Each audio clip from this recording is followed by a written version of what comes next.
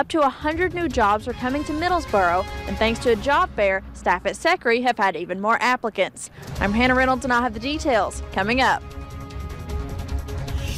This skate park is here at the Perry County Park, and it's pretty clean for now. Coming up, hear about an upgrade in security systems that the county wants to make sure this area stays pristine. Rain chances increase for the rest of the week. We will break down everything you need to know in that 7-day forecast now at 6.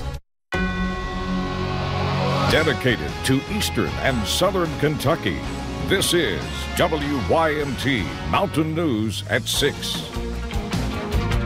A Middlesboro man is dead after an apartment fire earlier today. Officials say 28-year-old Trey Branscombe died in that fire. WYMT's Justin Case talked with officials at the scene and some of Branscombe's close friends. He joins us now live. Justin? Steve, now officials just left the scene, and the apartment building that caught fire is right here behind me. Now you're going to see a lot of smoke damage right here. Officials say there are 2 apartment units on the top floor and 2 on the ground level, and Branscombe, they say, lived in this unit right here behind me. When firefighters arrived at the scene earlier today, they say most of the flames were contained inside his unit, even though smoke was pouring out from the building and into some of the other units here as well.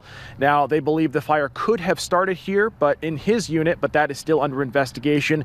And today, Steve, it's cold and it's gloomy, but friends say Branscombe was the opposite of that, warm and loving.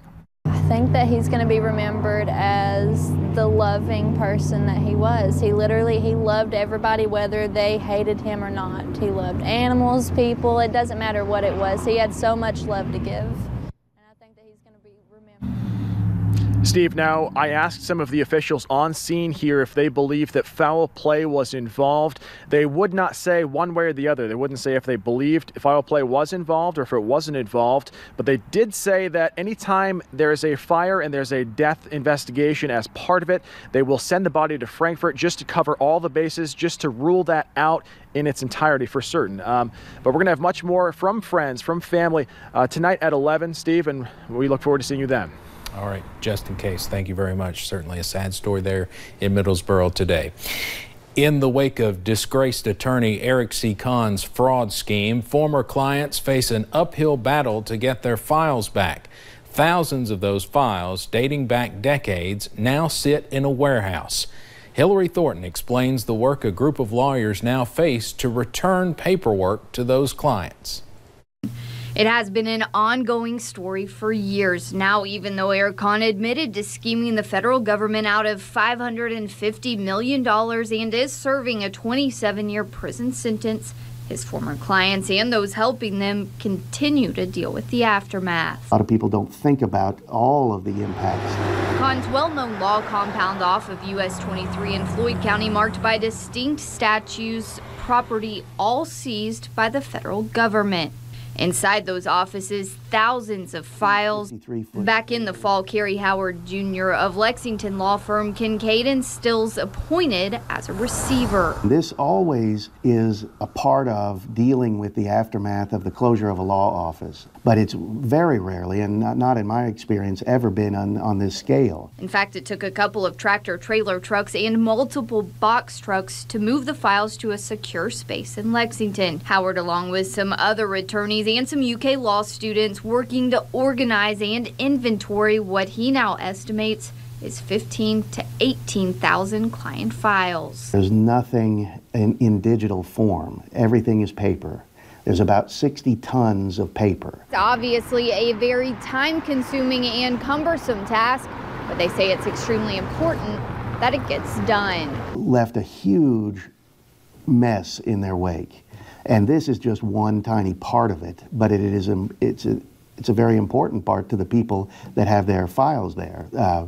The medical records are important to them, and that may be the only way they can get at those medical records at this point. The document's potentially critical for those trying to get benefits back, which is why he is urging former clients to get in contact. In Lexington, Hillary Thornton, WYMT Mountain News. Howard has a phone number and email address set up for former clients to reach out.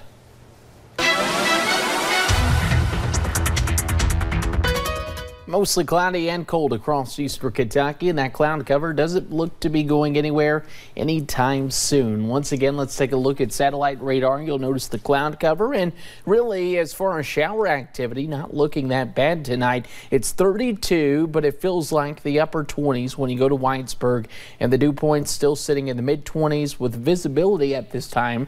A much different note than this time yesterday, a clear 10 miles with winds out of the west-southwest. Temperature's not going to budge much tonight. In fact, the upper 20s, lower 30s expected. You'll see that's where we are right now. And really, when you look at the zone-by-zone forecast, not much changing. 27 in Barberville for tonight. You go up to the Kentucky River region, and you'll find 28 in Campton and even in Hyden with 30 in Hindman. Well, the Big Sandy region, a little bit warmer in some spots, while others continue to sit cool in the upper 20s in Moorhead, West Liberty, and even Louisa. Now, Steve, we are cold. We haven't been able to dry out. You factor in a couple more systems, and we could look at a few local high water issues. We'll track out those details coming up in a few short minutes. All right. Thank you, Andrew. The Martin County Sheriff's Department is struggling to keep itself afloat. There are just 2 paid deputies. Office hours are expected to be cut, and the sheriff says they are basically running on donations. WYMT's Marianne Fletcher talked to the new Judge Executive Bill Davis about how he plans to help the department. Martin County is no stranger to financial issues. However, one department is in a crisis. It is a bad time financially for Martin County.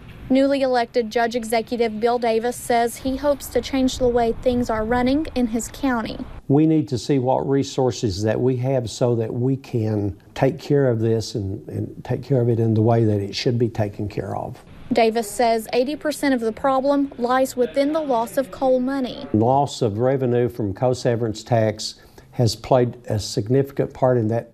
Right now, Sheriff John Kirk says he is the only active officer on duty during the day. Another officer takes over at night. I waited to talk to the sheriff. However, since he's the only one, he's been out all day. Sheriff Kirk told me before I drove to Martin County that he's a busy man. Little did I realize just how busy he truly is. And he has done a really good job. We want to see that maintained. In a Facebook post, Sheriff Kirk shared his concerns, saying, quote, "Simply put, it takes money to operate a sheriff's office, and if I don't have it, I can't operate effectively." We are going to do our best to get this going in the right direction, but it's going to take time. Hoping to steer the new year in the right direction. In Martin County, Marianne Fletcher, WYMT Mountain News. In that lengthy Facebook post by Sheriff John Kirk, he says the department is taking donations. If you would like to donate, you can call 606-298-2828. In America, you are now more likely to die from an opioid drug overdose than from a fatal car crash.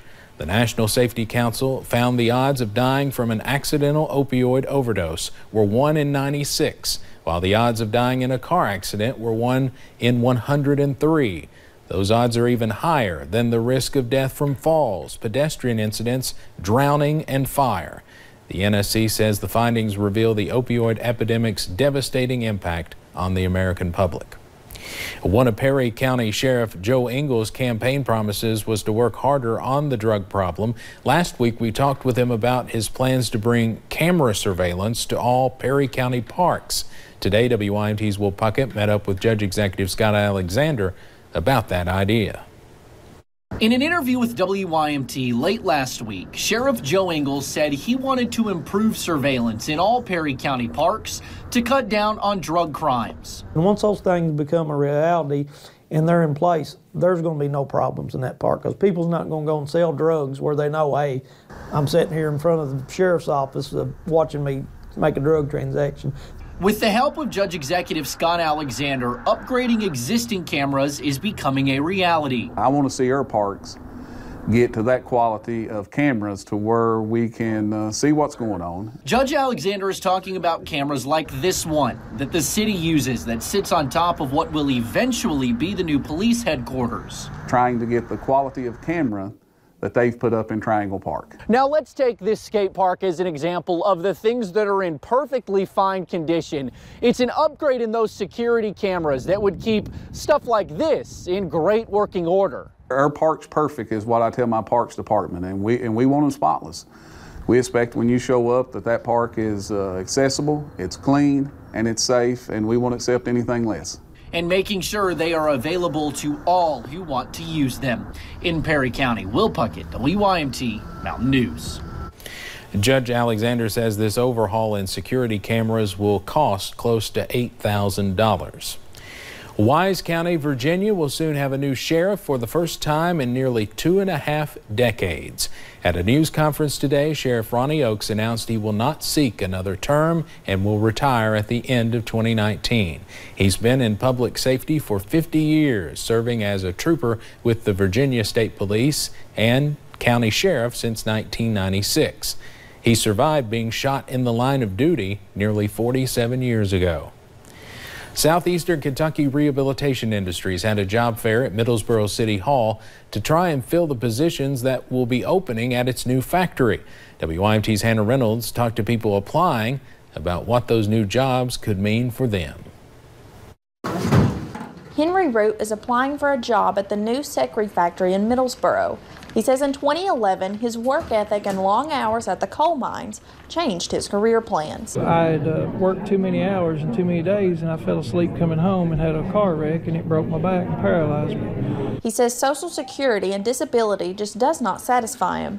He wants to work, but he quickly faced a struggle trying to find a company to hire him. I would be pretty much told, that I had a job just to come in and fill out paperwork, and then when I would go in to do that, they would notice the wheelchair. We'll call you, and then the call would never come. Which he says brought him to Secre's job fair as they try to hire for their new factory in Middlesboro. Everybody deserves a chance to work. If they're willing to work, give them a chance. That's all anybody wants, is a chance. Secre staff say they try to come into cities with a lack of jobs, especially for those with disabilities, making Middlesboro a perfect fit. I think the turnout that we've had today shows that there's a need, for that here, and we're really excited to join the community in addressing that need. Bringing new jobs and opportunity to folks in Middlesboro. In Bell County, Hannah Reynolds, WYMT Mountain News. Secre staff told us they had more than 100 people apply at the job fair today in Middlesboro. There were a handful of minor crashes across the region this morning, all because of slick spots on roads. And those slick spots might be possible later this week. We'll continue to track multiple systems, and that rain not going anywhere anytime soon. Those details are coming up.